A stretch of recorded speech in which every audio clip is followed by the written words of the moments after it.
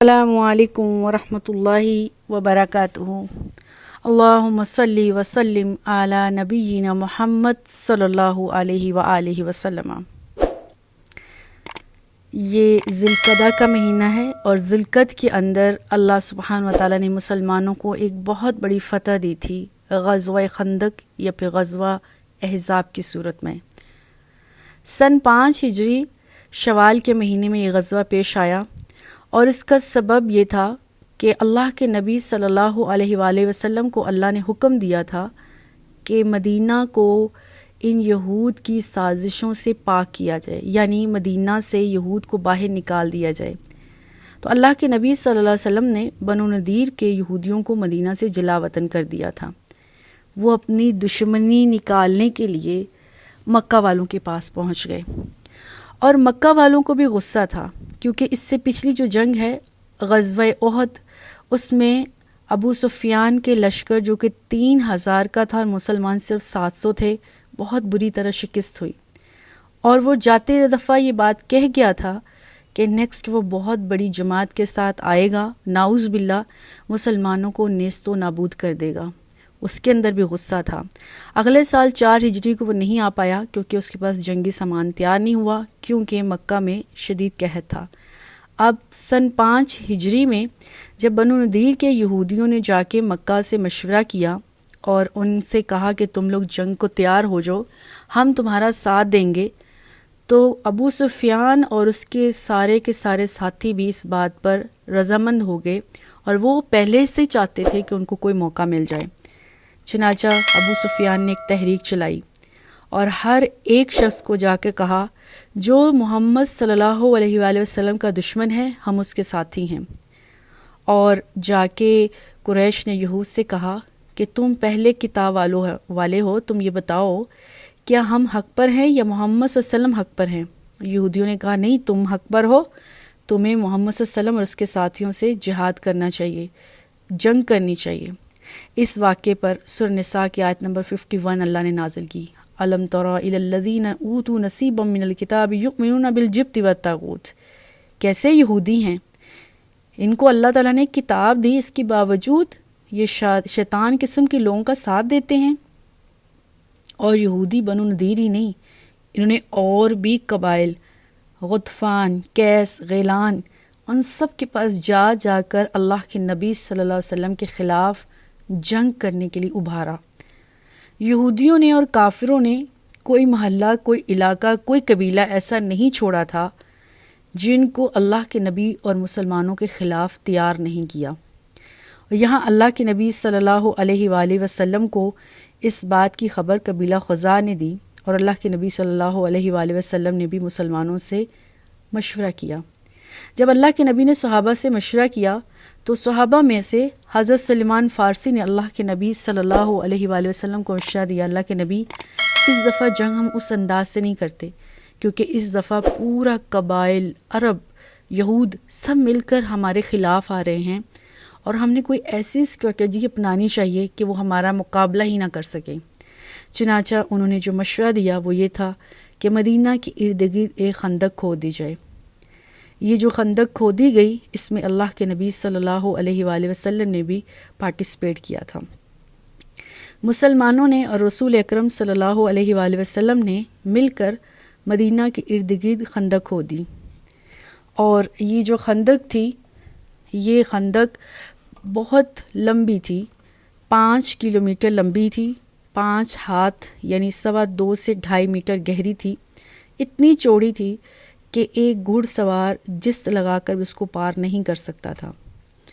اور اب مسلمانوں کی تعداد 3000 ہے، اور کافر 10,000 کا لشکر لے کر مدینہ پہنچ گیا۔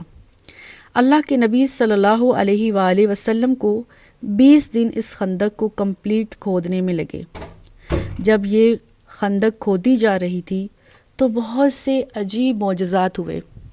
حضرت سلمان فارسی رضی اللہ تعالی عنہ ایک پتھر تھا سفید رنگ کا، اس کو توڑ رہے تھے کھدال کے ساتھ، لیکن وہ اکھڑ نہیں رہا تھا، ٹوٹ نہیں رہا تھا۔ اور حضرت جابر کہتے ہیں کہ میں بھی پاس تھا اور میں نے بھی کوشش کی کہ اس پتھر کو توڑ دوں، راستے سے ہٹا دوں، لیکن وہ نہیں ٹوٹا۔ آخر اللہ کے نبی صلی اللہ علیہ وآلہ وسلم تشریف لائے۔ آپ نے ایک ہی کلہاڑی کی ضرب ماری اور پتھر سے بجلی نکلی، چمکی، اور پتھر ایسی ریزہ ریزہ ہو گیا جیسے ریت کا کوئی ڈھیلا ہو، اور اللہ کے نبی صلی اللہ علیہ وسلم نے نعرہ تکبیر بلند کیا۔ پھر اللہ کے نبی نے دوسری ضرب ماری صلی اللہ علیہ وسلم، اور وہ پتھر سے بجلی چمکی اور پتھر پھر ڈھیر ہو گیا، ریت کا ڈھیر بن گیا، اور اللہ کے نبی صلی اللہ علیہ وسلم نے نعرہ تکبیر بلند کیا۔ تیسری بار پھر اللہ کے نبی صلی اللہ علیہ وسلم نے اس پتھر پر ضرب ماری اور اس میں سے پھر بجلی چمکی، اور اللہ کے نبی صلی اللہ علیہ وسلم نے نعرہ تکبیر بلند کیا۔ حضرت سلمان فارسی کہتے ہیں، میں اللہ کے نبی سے پوچھا، اللہ کے نبی ہر دفعہ جب اس پتھر سے بجلی چمکتی تھی تو آپ نے نعرہ تکبیر بلند کیوں کیا؟ اللہ کے نبی صلی اللہ علیہ وآلہ وسلم نے فرمایا، میں نے تینوں بار اس میں سے روشنی نکلتے ہوئے دیکھی، اور اس روشنی سے مجھے کیس و کسرا اور یمن کی فتوحات کی خوشخبریاں مل گئی۔ میں سمجھ گیا کہ اب مسلمانوں کو اللہ سبحانہ و تعالیٰ فتح یاب کرنے والے ہیں۔ اس جنگ میں اور بہت سے معجزات ہوئے۔ حضرت جابر رضی اللہ تعالیٰ عنہ فرماتے ہیں، جب اللہ کے نبی صلی اللہ علیہ وسلم نے کھدال سے اس پتھر کو ہٹا دیا تو میں نے اللہ کے نبی صلی اللہ علیہ وسلم سے فرمایا، اللہ کے نبی، دراصل ماجرا یہ ہے کہ ہمارے میں وہ انرجی نہیں رہی، ہم بھوکے ہیں۔ اللہ کے نبی صلی اللہ علیہ وسلم نے جب یہ بات سنی، آپ ہلکا سا مسکرائے اور آپ نے اپنے بطن مبارک سے کپڑا ہٹایا۔ حضرت جابر رضی اللہ تعالیٰ کہتے، اللہ کی قسم، اللہ کے نبی صلی اللہ علیہ وسلم کے شکم مبارک، بطن مبارک پر پتھر بندھا ہوا تھا، اور اللہ کے نبی صلی اللہ علیہ وسلم 3 دن سے بھوکے تھے۔ میں نے جب یہ صورتحال دیکھی تو میں فوراً گھر کی طرف بھاگا۔ میں نے جا کے اپنی بیوی سے پوچھا، گھر میں کچھ کھانے کو ہے؟ میری بیوی نے کہا، گھر میں ایک ساتھ جو کے علاوہ کچھ نہیں۔ میں نے اپنی بیوی سے کہا، تم جلدی جلدی اس جو کو پیسو اور آٹا گوندو، اور میں گیا۔ گھر میں ایک چھوٹا سا بکری کا بچہ تھا، میں نے اس کو ذبح کی، بوٹیاں بنائی، اور بیوی سے کہا، تم جلدی جلدی کھانا تیار کرو، روٹیاں تیار کرو، میں اللہ کے نبی صلی اللہ علیہ وسلم کو دعوت دے کر آؤں۔ حضرت جابر کہتے ہیں، جب میں جانے لگا تو میری بیوی نے آواز دے کر کہا، اللہ کے رسول صلی اللہ علیہ وسلم اور کچھ صحابہ کو ساتھ لے کر آئیے، دیکھیے مجھے رسوا مت کیجیے گا، کیونکہ کھانا بہت تھوڑا تھا۔ حضرت جابر رضی اللہ تعالیٰ عنہ فرماتے ہیں، جب میں خندق کے پاس آیا، میں نے اللہ کے نبی صلی اللہ علیہ وسلم سے بہت ہی سرگوشی میں کہا، اللہ کے نبی صلی اللہ علیہ وسلم، گھر میں 1 سا آٹے کی روٹیاں اور ایک بکری کے بچے کا گوشت ہے، آپ اور کچھ صحابہ کو اپنے ساتھ لے چلیں، کھانا تناول فرمائیں۔ اللہ کے نبی صلی اللہ علیہ وسلم نے بلند آواز میں کہا، اے خندق والو، جابر کے گھر دعوت ہے۔ میں بہت شرمندہ ہوا کہ اللہ کے نبی صلی اللہ علیہ وسلم نے سب کو دعوت دے دی، لیکن اللہ کے نبی نے ساتھ ہی مجھے نصیحت کی، اے جابر، میرے گھر پہنچنے سے پہلے تم گھر چلے جاؤ اور اپنی بیوی سے کہنا روٹیاں ابھی مت پکائے اور سالن سے بھی ڈھکن مت اٹھائے۔ میں گھر گیا، میں نے دیکھا کہ اللہ کے نبی صلی اللہ علیہ وسلم بھی میرے بعد آ گئے، اور اللہ کے نبی صلی اللہ علیہ وسلم نے آٹے میں اپنا لعاب دہن ڈالا اور برکت کی دعا فرمائی۔ اسی طرح سے گوشت کی ہانڈی سے بھی اللہ کے نبی صلی اللہ علیہ وسلم نے ڈھکن اٹھایا، اپنا لعاب دہن ڈالا اور برکت کی دعا کی۔ حضرت جابر کہتے ہیں، اللہ کی قسم، تمام خندق والوں نے خوب سیر ہو کر کھانا کھایا، اس کے باوجود آٹا جوں کا جوں، اور 1 سا جو آٹے سے روٹیاں بنی تھی وہ ویسی کی ویسی، اور اس کے علاوہ سالن ہانڈی میں جتنا تھا وہ ویسے کا ویسا ہی پڑا رہا۔ یعنی رسول اکرم صلی اللہ علیہ وآلہ وسلم کی برکت سے وہ سارے کا سارا کھانا پینے میں اللہ سبحانہ وتعالیٰ نے بہت برکت ڈال دی۔ اب اس کے بعد جب پوری کی پوری خندق کھود لی گئی تو کفار مدینہ لے آ گئے۔ اس وقت اللہ کی نبی صلی اللہ علیہ وآلہ وسلم کو تقریباً کوئی 20 سے 24 دن گزر چکے ہیں۔ کافر ہر طرف سے کوشش کر رہا ہے کہ وہ خندق کو پار کر لے، لیکن خندق پار نہیں کر پا رہے کیونکہ خندق کافی چوڑی ہے۔ ایک طرف سے خندق تھوڑی سی چوڑائی میں کم ہے، وہاں سے کافروں نے اس میں سے کودنے کی کوشش کی لیکن وہ کود نہیں پائے۔ آخر کار 5 لوگوں کا ایک گروپ تھا جس میں سے ان کا سربراہ عروہ ابن عبد ود، وہ لوگ آئے اور جو کم چوڑی والی جگہ خندق تھی اس کو پار کرنا چاہا۔ عروہ بن عبد ود عرب کا بہت مشہور بدماش تھا اور لوگ اس کی دہشت سے کانپتے تھے۔ اس نے آ کے مسلمانوں کو للکارا اور کہا، آج ہے کوئی جنت کا دعوے دار؟ وہ جنت میں چلا جائے اور مجھے جہنم میں بھیج دے۔ اس کے کہنے کا مطلب تھا کوئی ہے اتنا طاقتور کہ مجھے قتل کر دے؟ اللہ کے نبی صلی اللہ علیہ وسلم کی پاک زبان نے فرمایا، آپ نے اعلان کیا مسلمانوں کو، کوئی ہے جو اس کے شرک سے ہمارے سروں کو آزاد کر دے؟ حضرت علی کرم اللہ علیہ سامنے آئے اور کہا، اللہ کے نبی صلی اللہ علیہ وسلم، میں علی مرتضیٰ رضی اللہ تعالی عنہ ان کافروں کے لیے کافی ہوں۔ اللہ کے نبی صلی اللہ علیہ وسلم نے اپنا امامہ اور اپنی تلوار دی اور فرمایا، کل ایمان یعنی حضرت علی کل کفر کے مقابلے میں جا رہا ہے۔ اللہ کے نبی صلی اللہ علیہ وسلم نے دعا فرمائی۔ جب حضرت علی ان لوگوں کے پاس چلے گئے تو عروہ ابن عبد الود کو قتل کر دیا۔ جیسے ہی قتل کیا، حضرت علی رضی اللہ تعالیٰ عنہ نے نعرہ تکبیر بلند کیا۔ رسول اکرم صلی اللہ علیہ وسلم نے تمام مسلمان مجمع کو کہا، اللہ کی قسم علی نے اسے قتل کر دیا ہے۔ عروہ بن عبد الود کے قتل کی دہشت اتنی زیادہ تھی کہ اس کے باقی سارے کے سارے ساتھی فرار ہونے لگے۔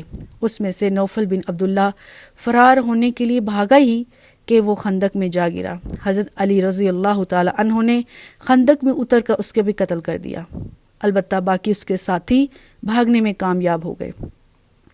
رسول اکرم صلی اللہ علیہ وسلم نے فرمایا، روز خندق علی کی ضرب تمام جن و انس کی عبادت سے زیادہ افضل ہے۔ وہ محاصرہ بہت طویل پڑ گیا۔ کافر ہر روز کوشش کرتے اس خندق کو پار کر لیں لیکن نہ پار کر سکے۔ 24 دن کافر اسی کوشش میں لگے رہے اور شدید سردی کا دن تھے، اور اللہ کے نبی صلی اللہ علیہ وسلم کے ساتھی بھی، مسلمان ساتھی بھی گھبرا گئے۔ اللہ کے نبی صلی اللہ علیہ وسلم نے اللہ سے خوب دعائیں کی۔ اللہ سبحانہ و تعالیٰ نے مسلمانوں کی غیبی مدد کی۔ اس میں سب سے بڑی مدد یہ تھی کہ کفار کے لشکر میں آپس میں پھوٹ پڑ گئی، بددلی ہو گئی۔ اس میں سے بنو قریظہ، قریش، غطفان قبائل سب ایک دوسرے کے خلاف بدگمانیاں کرنا شروع ہو گئے۔ اختلافات ان میں اتنے زیادہ بڑھ گئے کہ انہوں نے یہ سوچا کہ یہ جنگ جاری رکھنے کی بجائے گھروں کو واپس چلنا چاہیے۔ اللہ نے ایک اور خدائی مدد کی۔ اس جنگ کے دوران بہت زیادہ تیز آندھی آئی، اور یہ آندھی اس قدر تیز تھی کہ اس آندھی سے کفار کے سارے خیمے اکھڑ گئے، ان کی ہانڈیاں الٹ گئیں، ان کے خیموں کی تنائیں ساری کی ساری ٹوٹ گئیں اور ان کی خیموں کی جو رسیاں ہیں وہ الگ الگ ہو گئیں، اور لوگ اس تیز آندھی کی وجہ سے زمین پر گرنے لگے۔ اللہ سبحانہ و تعالیٰ نے آسمان سے فرشتے بھیجے تھے۔ اس جنگ میں فرشتوں نے لڑائی تو نہیں کی، لیکن فرشتوں نے کافروں کو لرزا کر دیا، ان کے دلوں میں دہشت ڈال دی۔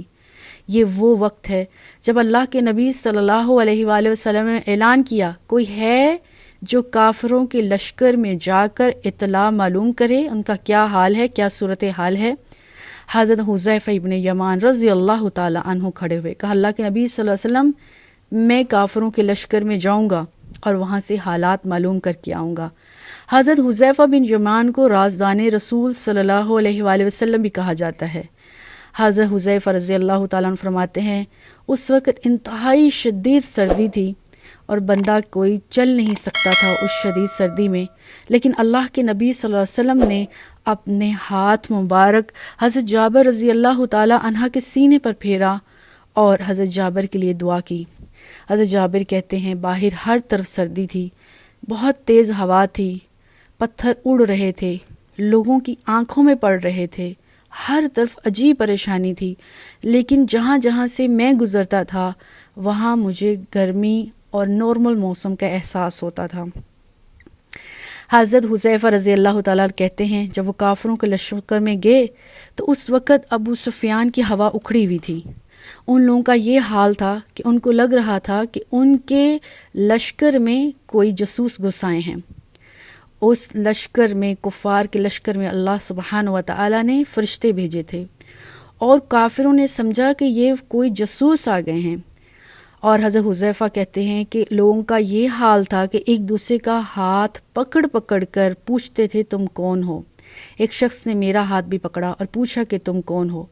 میں نے کہا، میں حذیفہ بن یمان رضی اللہ تعالی عنہ ہوں۔ وہ لوگ گھبرا گئے، پریشان ہو گئے، فوراً جا کے امیر لشکر ابو سفیان کو کہا۔ ابو سفیان نے جیسے ہی یہ سنا، اس کی ہوا تو پہلے اکھڑی ہوئی تھی، اس نے کہا، اے گروہ قریش، تم یہاں کیوں ٹھہرے ہوئے ہو؟ یہاں ٹھہرو گے تو گھوڑے اور اونٹ ہلاک ہو جائیں گے۔ اس میں سے کچھ ہلاک ہو چکے تھے، اور اس سے پہلے بنو قریظہ اپنے عہد سے پھر چکے تھے۔ اور اس صورتحال کو دیکھتے ہوئے ابو سفیان نے تمام لشکر کو وہاں سے جانے کو کہا۔ ابو سفیان یہ کہہ کر اپنی اونٹنی پر سوار ہوا اور اس نے لشکر کو کوچ کرنے کا شور مچا دیا۔ کافروں کی ہوا اتنی اکھڑی ہوئی تھی، ان کے اوسان اتنے خطا تھے کہ وہ اس میدان سے بھاگنے لگے۔